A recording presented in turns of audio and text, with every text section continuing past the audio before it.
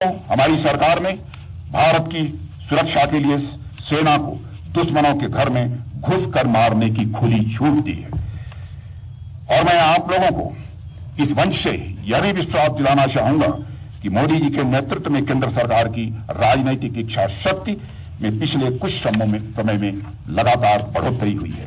सरकार पूरी तन्मयता के साथ अपनी सेना के साथ खड़ी है और देश की जनता और देश की संसद अपने सैनिकों पर यह पूरा भरोसा करती है।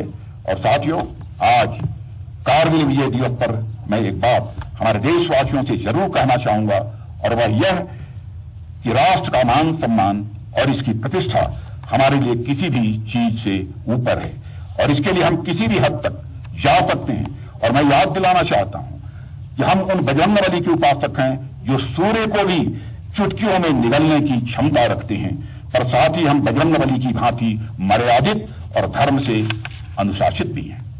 26 जुलाई 1999 को युद्ध जीतने के बाद भी हमारी सेनाओं ने अगर यलोसी पार नहीं किया तो वह इसलिए कि हम शांति प्रिय हैं। भारतीय मूल्यों के प्रति हमारा पूरा विश्वास है और अंतर्राष्ट्रीय कानूनों के प्रति हमारी प्रतिबद्धता है।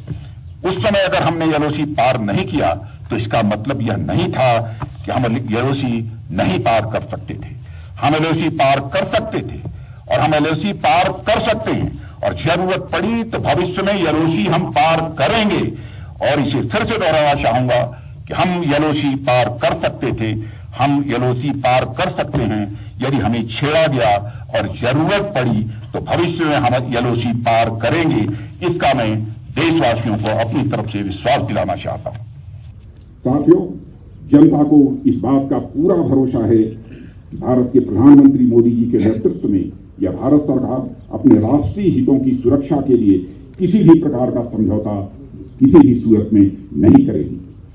बात चाहे कारगिल की हो या फिर अन्य इंसिडेंट की, हमारी सेना ने हमेशा बताया है कि जंग न्यूक्लियर बम से नहीं लड़ी जाती है, बल्कि जंग शौर्य और अदम्य इच्छा शक्ति के बल पर लड़ी जाती है। यही इच्छा शक्ति और राष्ट्र के प्रति स्वाभिमान की भावना भारतीय सेनाओं को बाकी लोगों से अलग करती है। और मैं कह सकता हूं कि साथियों, अंतर्राष्ट्रीय जगत में यदि भारत का कद यदि आज ऊंचा हुआ है तो उसमें आपका एक बहुत बड़ा योगदान है और उन शहीदों का भी बहुत बड़ा योगदान है जिन्होंने कि भारत की सीमाओं को सुरक्षित रखने में अपना बलिदान दिया है।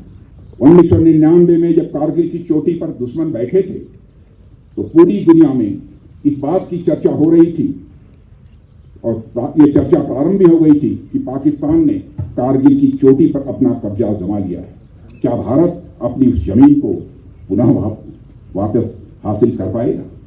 यदि भारत अपनी उस जमीन को वापस हथियाने की कोशिश करेगा तो पाकिस्तान जैसे न्यूक्लियर पावर का रिएक्शन क्या होगा? यह सब सारी चर्चाएं उस समय होती थी। मतलब पाकिस्तान की तरफ से भारत जैसे देश को प्रत्यक्ष या परोक्ष रूप से अपने न्यूक्लियर वेपन्स की धमकी देकर एक प्रकार से ब्लैकमेल करने का प्रयास किया गया।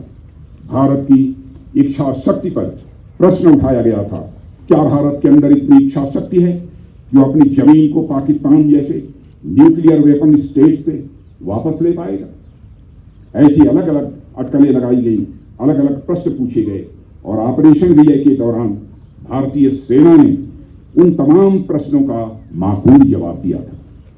हमने सिर्फ पाकिस्तान को ही नहीं बल्कि पूरी दुनिया को यह संदेश दिया कि जब बात हमारे राष्ट्रीय हितों की आएगी तो हमारी सेना किसी भी कीमत पर पीछे नहीं हटेगी। हम आज भी अपने राष्ट्रीय हितों की सुरक्षा के लिए पूरी तरह से प्रतिबद्ध हैं, सामने चाहे कोई भी हो।